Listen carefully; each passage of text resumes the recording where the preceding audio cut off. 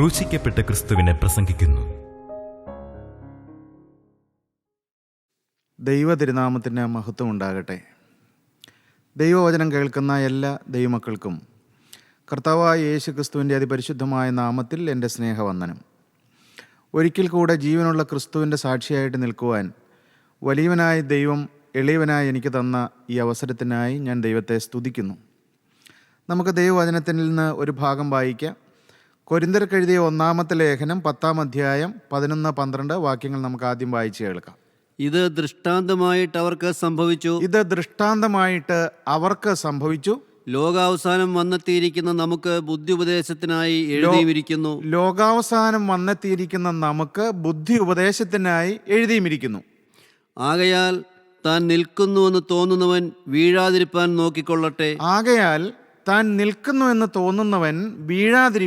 നോക്കിക്കൊള്ളട്ടെ. അപ്പോസ്തലനായ പൗലോസിൻ്റെ നാവിൽ കൂടി ദൈവത്തിൻ്റെ പരിശുദ്ധാത്മാവ് അന്നത്തെ ക്രിസ്തീയ സഭയായ കൊരിന്ത്യ സഭയ്ക്ക് എഴുതിയ ലേഖനമാണ്. എന്നാൽ ഈ നൂറ്റാണ്ടിൽ ജീവിക്കുന്ന നമ്മോടും ദൈവത്തിൻ്റെ വചനത്തിൽ കൂടി പരിശുദ്ധാത്മാവ് നമുക്ക് പറഞ്ഞു തരികയാണ്, നമുക്ക് ദൃഷ്ടാന്തമായിട്ട് ലോകാവസാനം വന്നെത്തിയിരിക്കുന്ന നമുക്ക് ദൃഷ്ടാന്തമായിട്ട് ദൈവത്തിൻ്റെ പരിശുദ്ധാത്മാവ് ദൈവവചനത്തിൽ നിന്ന് ചില ദൃഷ്ടാന്തങ്ങൾ നമുക്ക് കാണിച്ചു തരികയാണ്. പ്രിയപ്പെട്ടവരെ, ഇതിനു മുമ്പ് പല അവസരങ്ങളിലായി ദൈവവചനത്തിൽ നിന്ന് പല ദൃഷ്ടാന്തങ്ങൾ നാം ചിന്തിക്കുകയുണ്ടായി. ആത്മീയ ജീവിതം എന്ന് പറയുന്നത്, ക്രിസ്തീയ ജീവിതം എന്ന് പറയുന്നത്, ക്രിസ്തീയ വഴി എന്ന് പറയുന്നത് നാം വളരെ ജാഗ്രതയോടെ, വളരെ സൂക്ഷ്മതയോടെ, വളരെ ശ്രദ്ധാലുക്കളായിട്ട് ജീവിക്കേണ്ട ജീവിതമാണ് ക്രിസ്തീയ ജീവിതം. ക്രിസ്തീയ വഴി എന്ന് പറയുന്നത് ഇതൊരു വഴുവഴുപ്പുള്ള വഴിയാണ്. ഇന്ന് നിൽക്കുന്ന ഒരനുഭവത്തിലായിരിക്കാം, ഇന്ന് ആത്മാവിൻ്റെ നിറവിലായിരിക്കാം നാം ജീവിക്കുന്നത്, ഇന്ന് ദൈവത്തിൻ്റെ കൃപയിലായിരിക്കാം, ഇന്നത്തെ ദൈവത്തിൻ്റെ ശുശ്രൂഷയിലായിരിക്കാം, ഇന്ന് ദൈവത്തിൻ്റെ ആത്മാവ് നമ്മിൽ വസിക്കുന്നുണ്ടായിരിക്കാം. എന്നാൽ ഏത് നിമിഷവും നാം ജാഗ്രതയോടെ നിന്നില്ല എങ്കിൽ ദൈവത്തിൻ്റെ കൃപ, ദൈവത്തിൻ്റെ പരിശുദ്ധാത്മാവ്, ദൈവത്തിൻ്റെ സ്നേഹം നമ്മിൽ നിന്ന് മാറിപ്പോകാനുള്ള സാധ്യതയുണ്ട് എന്നാണ് ദൈവത്തിൻ്റെ വചനം നമ്മെ പഠിപ്പിക്കുന്നത്. അതുകൊണ്ടാണ് അപ്പോസ്തലനായ പൗലോസിൻ്റെ നാവിൽ കൂടി ദൈവത്തിന് പരിശുദ്ധാത്മാവ് പറഞ്ഞത്, ആകയാൽ താൻ നിൽക്കുന്നുവെന്ന് തോന്നുന്നവൻ വീഴാതിരിപ്പാൻ നോക്കിക്കൊള്ളട്ടെ എന്ന്. പ്രിയപ്പെട്ടവരെ, ഈ ദൈവത്തിൻ്റെ വചനം നാം പഠിക്കുമ്പോൾ അനേക ആത്മീയ മല്ലന്മാർ, അനേക ആത്മീയ വീരന്മാർ പട്ടുപോയ ഒരു പാതയാണ് ഈ ക്രിസ്തീയ വഴി എന്ന് പറയുന്നത്. അനേക ആത്മീയ മല്ലന്മാർ, അനേക ശ്രേഷ്ഠരായ ദൈവദാസന്മാർ ഈ ആത്മീയ വഴിയിൽ നശിച്ചുപോയി, പട്ടുപോയി എന്ന് ദൈവത്തിൻ്റെ വചനം നമുക്ക് ബുദ്ധിയുപദേശത്തിനായി എഴുതി തന്നിരിക്കുകയാണ്. ദൈവത്തിൻ്റെ വചനം പറഞ്ഞുകൊണ്ടിരുന്ന എത്രയും ബഹുമാനപ്പെട്ട യോഹന്നാൻ സാർ പല പ്രാവശ്യം പറയുന്നതായി ഞാൻ എൻ്റെ സ്വന്തം ചെവി കൊണ്ട് കേട്ടിട്ടുണ്ട്, വീണ പറമ്പിൽ തല കാണുകയില്ല എന്ന്. പ്രിയപ്പെട്ടവരെ, അത്രമാത്രം ജാഗ്രതയോടെ, അത്രമാത്രം സൂക്ഷ്മതയോടെ, അത്രമാത്രം കരുതലോടെ ജീവിക്കേണ്ട ജീവിതമാണ് ക്രിസ്തീയ വഴി എന്ന് പറയുന്നത്. അത് അനേക ആത്മീയ വിശ്വാസികൾക്ക്, അനേക ആത്മീയ ദൈവദാസന്മാർക്ക് അറിയാമായിരുന്നു. അതുകൊണ്ടാണ് അവർ പാടിയത്, എന്നിലും ശക്തർ എന്നിലും ഭക്തർ വീണു തകർന്നു ഈ പോർക്കളത്തിൽ, കാണുന്നു ഞാൻ അസ്ഥികൂടം അവരുടെ ഈ വലിയ പോർക്കളത്തിൽ. എന്നിലും ശക്തരായിരുന്ന, എന്നിലും ഭക്തരായിരുന്ന, എന്നിലും ആത്മീയ മല്ലന്മാരായിരുന്ന അനേക ആത്മീയർ ഈ ആത്മീയ വഴിയിൽ പട്ടുപോയിട്ട് അവരുടെ അസ്ഥികളെല്ലാം വഴിയരികിൽ കിടക്കുന്നുവെന്നാണ് പൂർവ്വ പിതാക്കന്മാർ നമ്മെ പാട്ടിൽ കൂടെ നമ്മെ ആത്മീയമായി പ്രബോധിപ്പിക്കുന്നത്. എന്നിലും ഭക്തർ എന്നിലും ശക്തർ വീണു തകർന്നു ഈ പോർക്കളത്തിൽ. പ്രിയപ്പെട്ടവരെ, ഈ ക്രിസ്തീയ വഴി എന്ന് പറയുന്നത്, ഈ ക്രിസ്തീയ മാർഗം എന്ന് പറയുന്നത് ഒരു പോരാട്ട ജീവിതമാണ്, ഇതൊരു പോർക്കളമാണ്, ഇതൊരു യുദ്ധക്കളമാണ്. ശരിയായ ക്രിസ്തുവിൽ ആശ്രയിച്ച്, ക്രിസ്തുവിൻ്റെ തിരുരക്തത്തിൽ മറഞ്ഞുകൊണ്ട്, ക്രിസ്തുവിൻ്റെ സ്നേഹത്തിൽ നിറഞ്ഞ് നമുക്ക് ലക്ഷ്യം ശരിയാക്കിക്കൊണ്ട് ശരിയായ പാതയിൽ നാം ഓടിയില്ല എങ്കിൽ നാമും ഈ ആത്മീയ ജീവിതത്തിൽ പട്ടുപോകാനുള്ള സാധ്യതയുണ്ട് എന്നാണ് ദൈവത്തിൻ്റെ വചനം നമ്മെ പഠിപ്പിക്കുന്നത്. പ്രിയപ്പെട്ടവരെ, ദൈവത്തിൻ്റെ ദാസന്മാർ പറഞ്ഞിട്ടുണ്ട്, ഈ ക്രിസ്തീയ ജീവിതത്തിൽ, അല്ലെങ്കിൽ ഒരു മനുഷ്യൻ്റെ ജീവിതത്തിലെ ഏറ്റവും കൂടുതൽ അധപ്പതനത്തിലേക്ക് കൊണ്ടുപോകുന്ന, നാശത്തിലേക്ക് കൊണ്ടുപോകുന്ന പ്രധാനപ്പെട്ട ചില പാപങ്ങൾ, അത് 3 പാപങ്ങളാണെന്ന് പറയുന്നത്. അതിലൊന്ന് സെക്സ്, 2 സിൽവർ, 3 സെൽഫ്. പ്രിയപ്പെട്ടവരെ, സെക്സ്, സിൽവർ, സെൽഫ്. സെക്സ് എന്ന് പറയുന്നത് ലൈംഗികമായ പാപങ്ങളെ കാണിക്കുന്നു. ഈ ദൈവത്തിൻ്റെ വചനം നാം വായിച്ച് പഠിക്കുമ്പോൾ ലൈംഗിക പാപങ്ങളിൽ കുടുങ്ങി ഈ ആത്മീയ വഴിയിൽ നശിച്ചുപോയ അനേക ദൈവദാസന്മാരെക്കുറിച്ച് ഈ ദൈവത്തിൻ്റെ വചനം നമുക്ക് പറഞ്ഞു തരുന്നുണ്ട്. പ്രിയപ്പെട്ടവരെ, അതിലൊരാളാണ് ശിംശോൻ എന്ന് പറയുന്നത്. ശിംശോനെക്കുറിച്ച് നാം കഴിഞ്ഞ പ്രാവശ്യം ചിന്തിക്കുകയുണ്ടായി. ശിംശോൻ എന്താണ് സംഭവിച്ചത്? ശിംശോൻ അമ്മയുടെ ഗർഭം മുതൽ ദൈവത്തിന് വേണ്ടി നാസീർ വ്രതസ്ഥനായി വേർതിരിക്കപ്പെട്ട, ദൈവത്തിന് ശുശ്രൂഷയ്ക്ക് വേണ്ടി സ്വർഗം തിരഞ്ഞെടുത്ത ഒരു ദൈവദാസനായിരുന്നു ശിംശോൻ. ദൈവത്തിൻ്റെ പരിശുദ്ധാത്മാവിൻ്റെ ശക്തി കൂടെ കൂടെ ശിംശോനിന്മേൽ ഇറങ്ങി വരുമായിരുന്നു.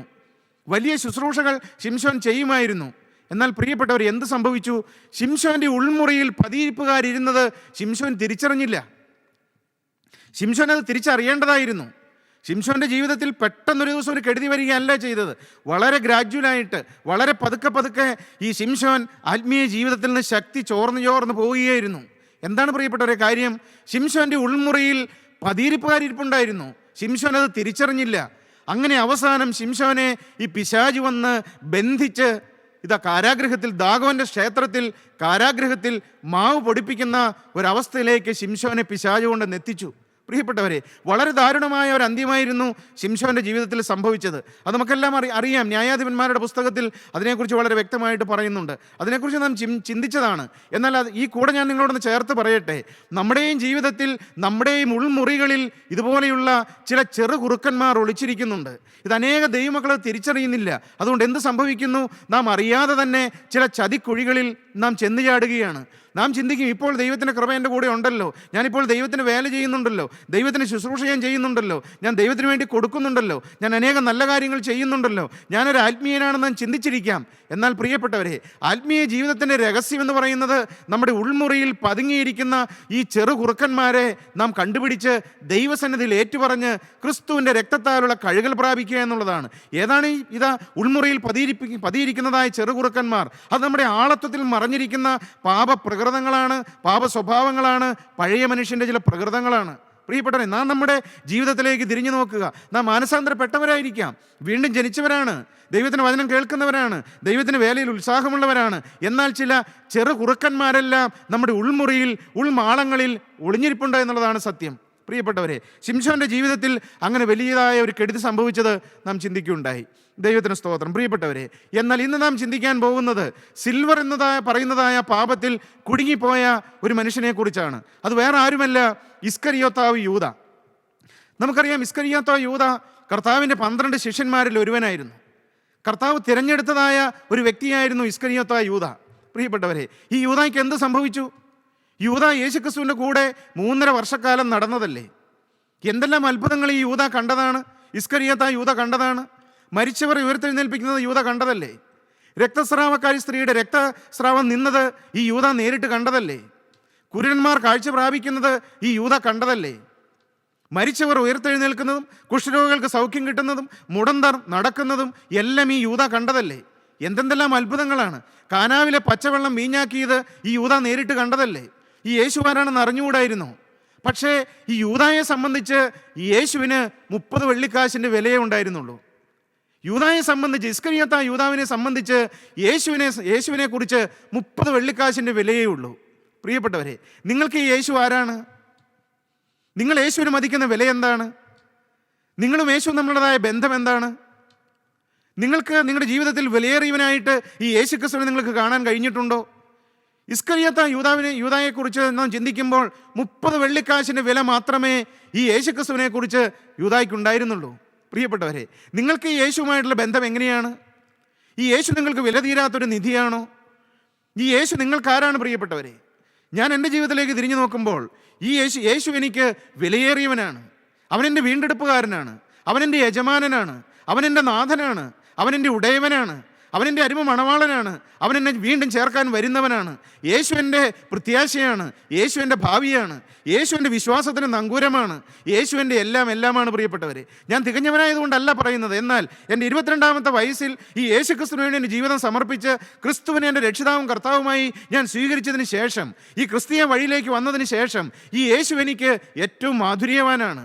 ഈ യേശു എൻ്റെ അപ്പനാണ്, ഈ യേശു എൻ്റെ ഉടമസ്ഥനാണ്, ഈ യേശു എനിക്ക് എല്ലാമാണ്. ഈ യേശുവാണ് എൻ്റെ സന്തോഷം, ഈ യേശുവാണ് എൻ്റെ പ്രത്യാശ, ഈ യേശുവാണ് എൻ്റെ ഭാവി. അവൻ എന്നെ രൂപാന്തരപ്പെടുത്തുമെന്നുള്ള ആ ഒരു വലിയ ധൈര്യവും ഉറപ്പും യേശുക്രിസ്തുവിൻ്റെ ഹൃദയത്തിൽ തന്നിരിക്കുന്നു. ഇസ്കരിയോത്തായ യൂദായ്ക്ക് 30 വെള്ളിക്കാശിൻ്റെ വിലയേ ഉള്ളൂ. പ്രിയപ്പെട്ട സഹോദര, നീ യേശുവിന് മതിക്കുന്ന വില എത്രയാണ്? ഈ യേശു നിനക്ക് ആരാണ്?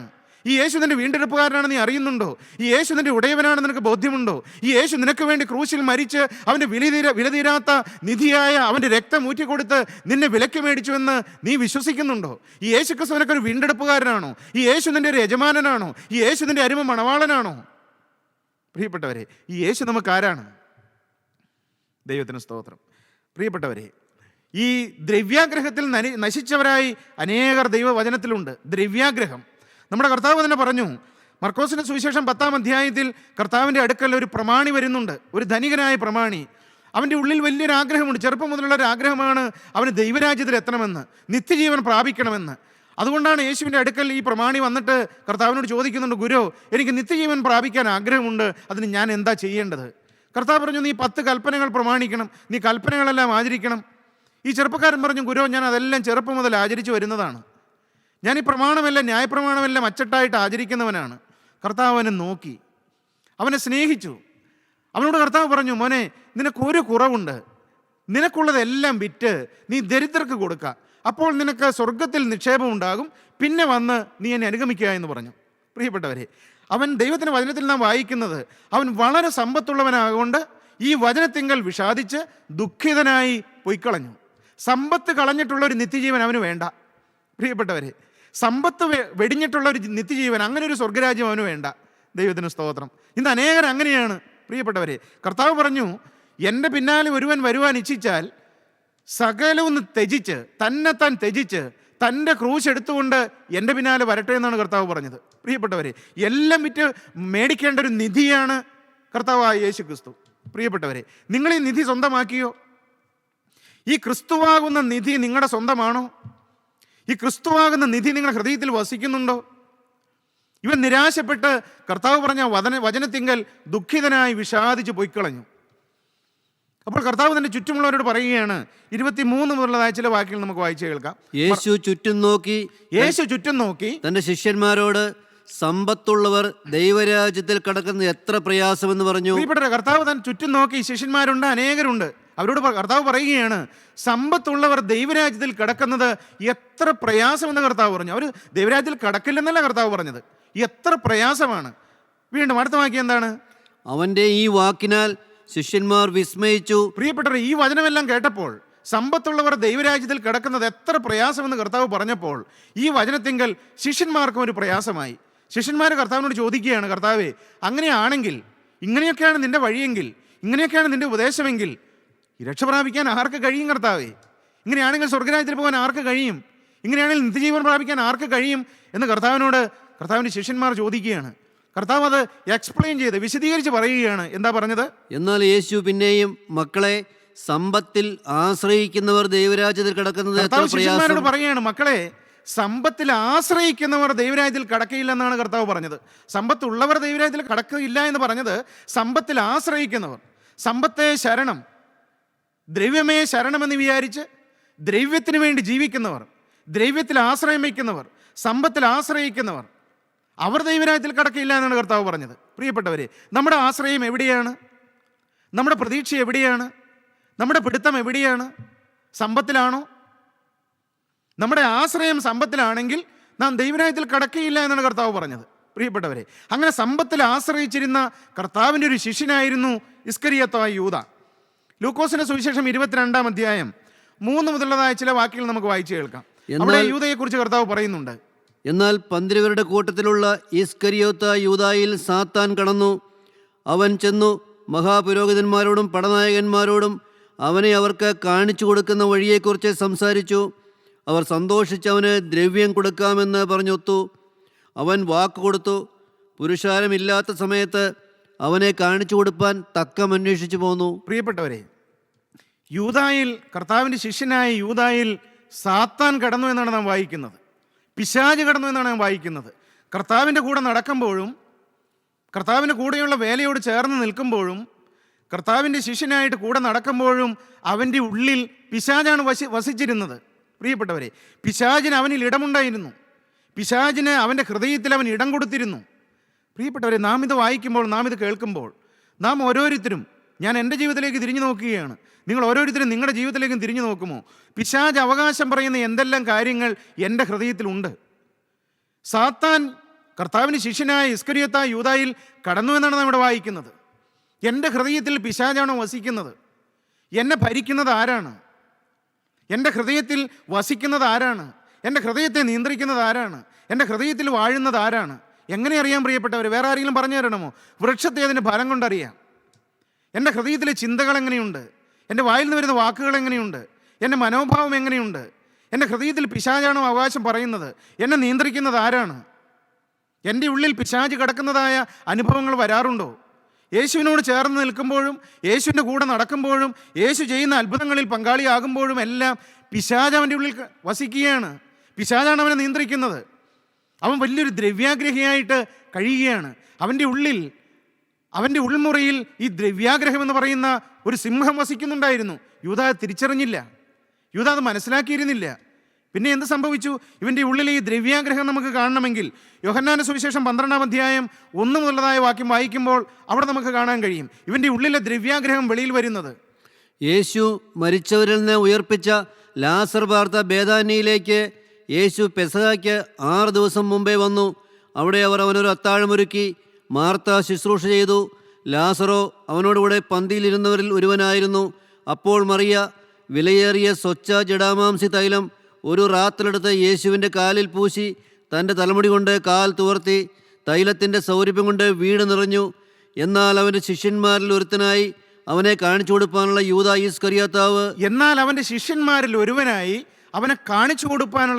ഇസ്കറിയോത്താവ് ഈ തൈലം 300 വെള്ളിക്കാശിന് വിറ്റ് ദരിദ്രന്മാർക്ക് കൊടുക്കാഞ്ഞത് എന്ത് എന്ന് പറഞ്ഞു.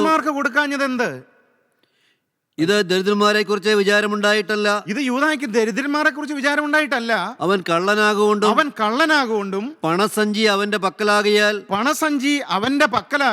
അതിലിട്ടത് എടുത്തു വന്നതുകൊണ്ടും അത്രേ പറഞ്ഞത്. പണസഞ്ചിയിൽ നിന്ന് ഇട്ട പൈസ എടുത്തുകൊണ്ട് വന്നതാണെന്ന് അവൻ പറഞ്ഞത്.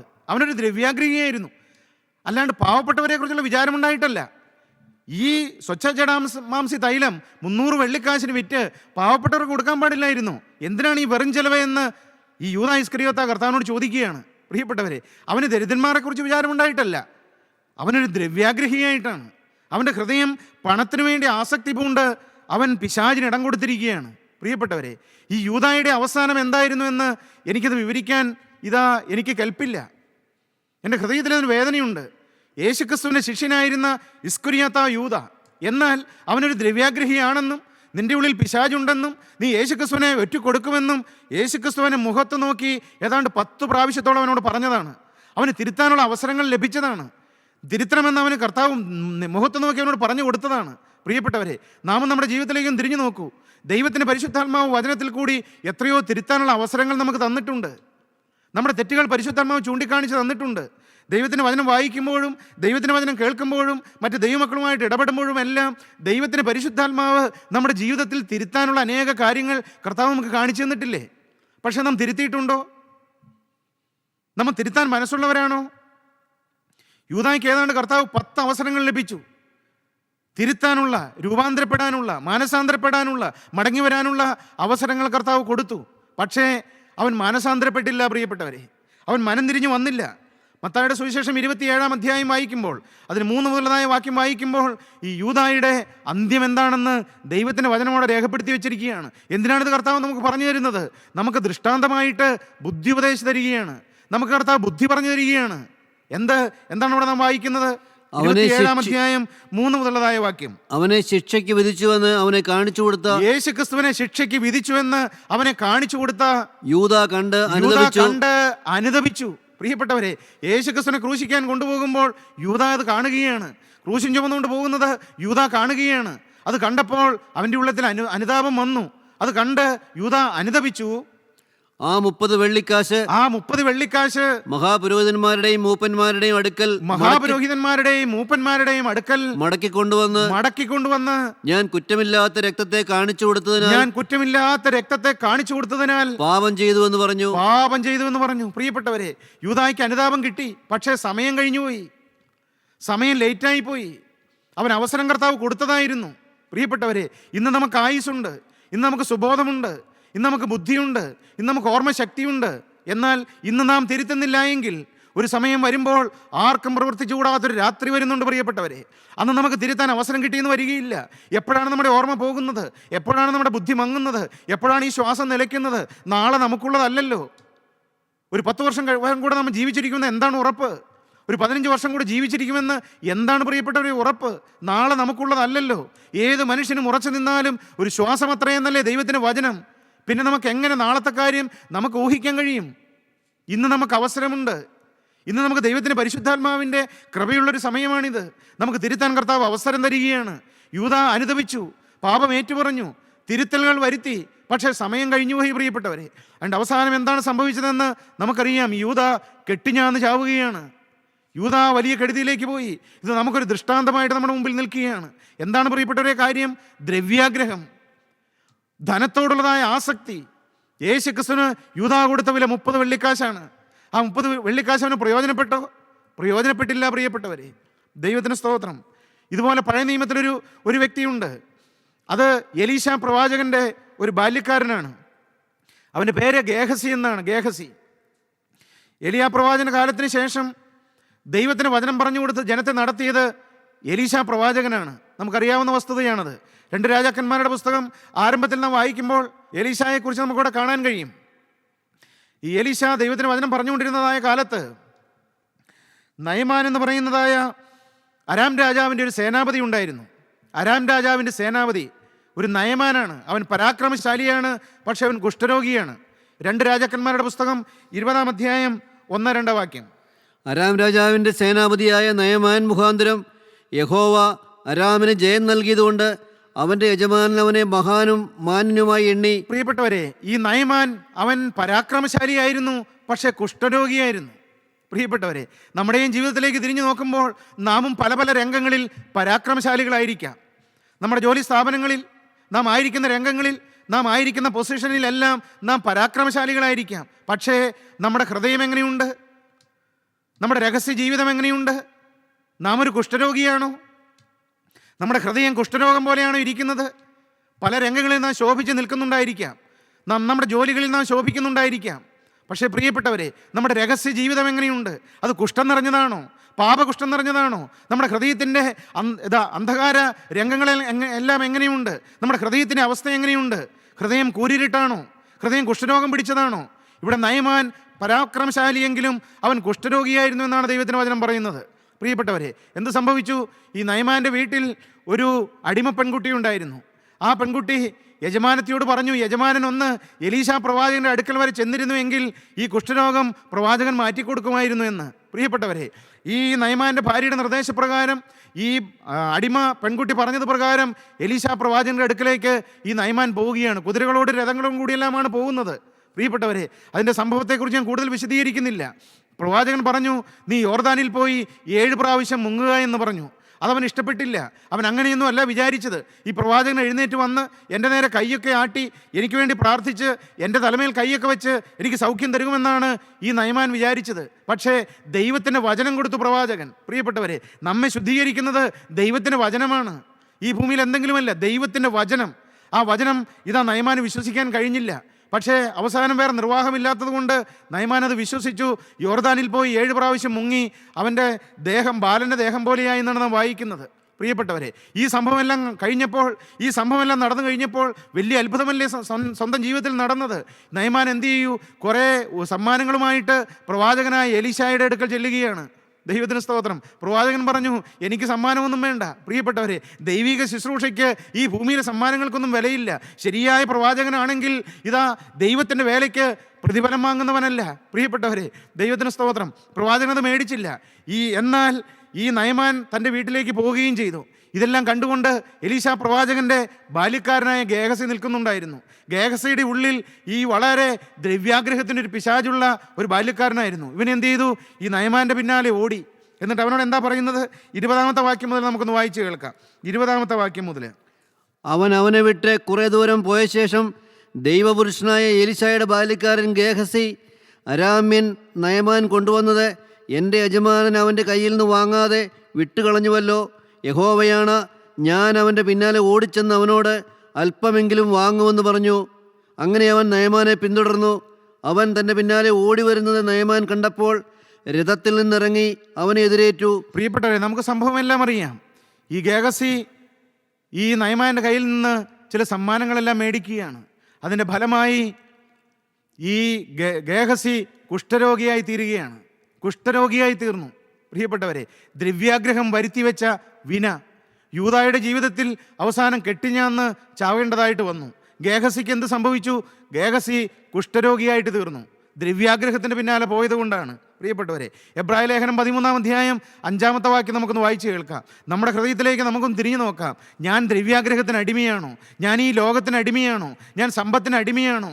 ഞാൻ ഈ ലോകത്തിന് വേണ്ടിയിട്ടാണോ ജീവിക്കുന്നത്? ഞാൻ സമ്പത്തിന് വേണ്ടിയിട്ടാണോ എൻ്റെ ജീവിതം ഞാൻ മാറ്റിവെച്ചിരിക്കുന്നത്? ദൈവത്തിൻ്റെ വചനം എന്ത് പറയുന്നു?